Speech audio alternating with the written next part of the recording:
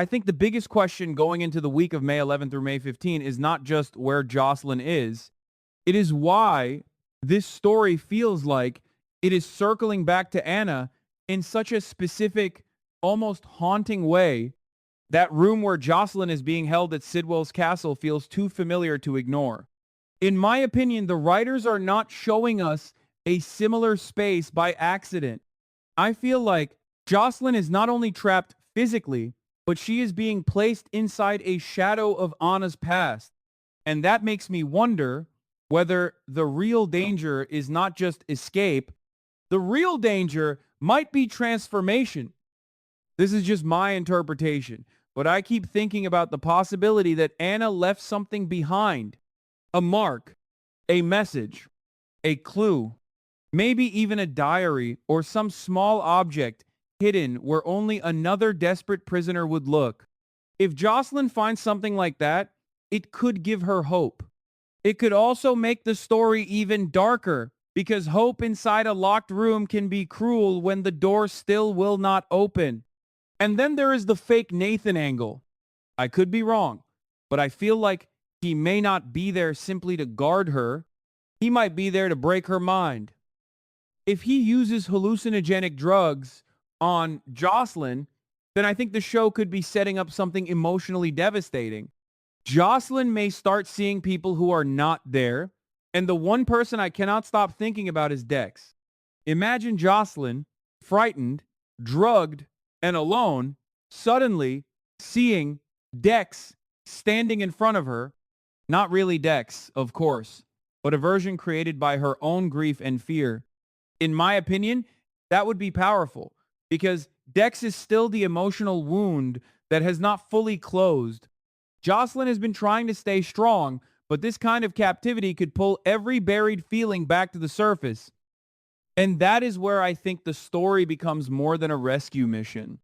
It becomes a test of identity. Is Jocelyn still Jocelyn when someone is trying to reshape her fear, her memories, and her grief? Or is Sidwell trying to create another Anna, someone damaged, haunted, and useful? Meanwhile, Carly is probably reaching the point where panic turns into rage. I think Carly will look at Brennan and ask one brutal question. Did you cause this? From Carly's perspective, Brennan brought danger into their lives. Even if he did not directly take Jocelyn, I feel like Carly may still see him as the doorway that let the danger in. Brennan, though, is interesting. In my opinion, he may be forced to prove himself, not with words, but with action. He could launch his own search for Jocelyn, partly because he cares, partly because he needs Carly to believe him, and partly because his pride cannot survive being treated like the villain in her eyes. But I also do not think Brennan is going to ignore Carly's connection to Valentine. That secret has weight. I could be wrong, but I think Brennan may separate the two issues in his mind. Saving Jocelyn is one thing. Dealing with Valentine is another. And if Brennan comes face to face with Valentine, I feel the tension could turn physical very fast. The shocking part is that Valentine might not even be the central threat. He may simply be another man moving through a much larger trap. Now let's talk about Joe, because his arrival feels suspicious to me. I think Joe is being introduced for a reason bigger than a simple new face in town. In my opinion, he has a connection to someone important, and Jordan is the first name that jumps out. Could Joe be another son of Jordan? Maybe. The difference in appearance does not make me dismiss the theory, because soaps have always found ways to complicate family history.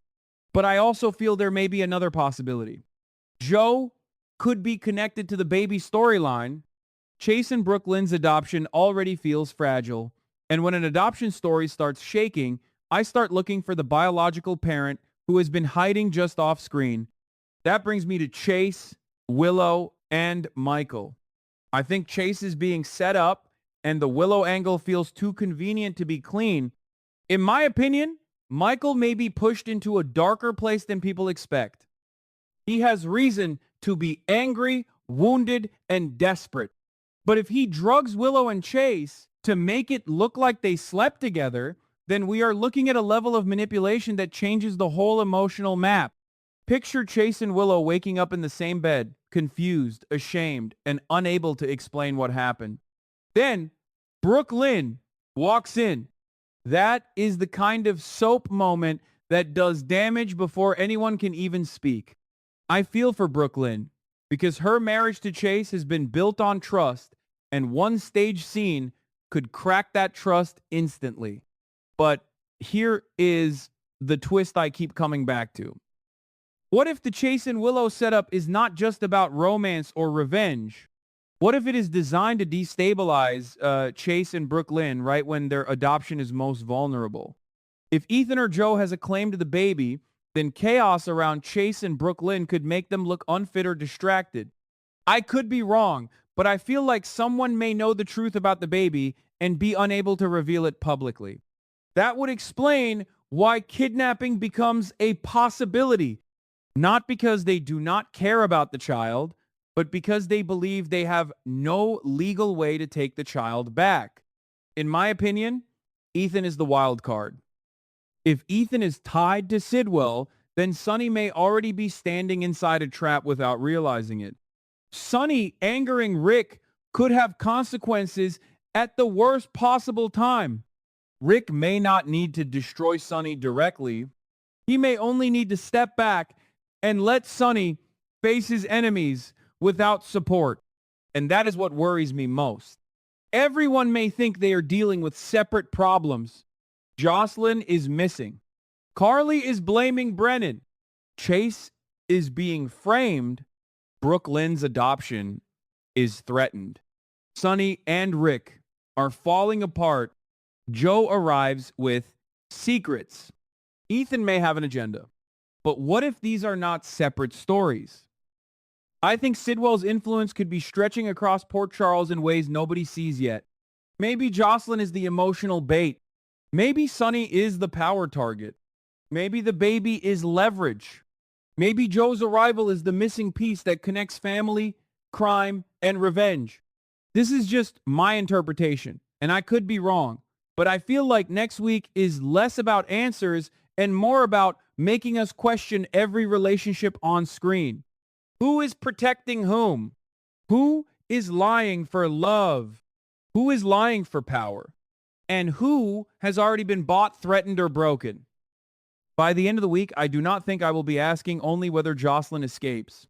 I think I will be asking whether the person who comes out of that room is the same Jocelyn who went in,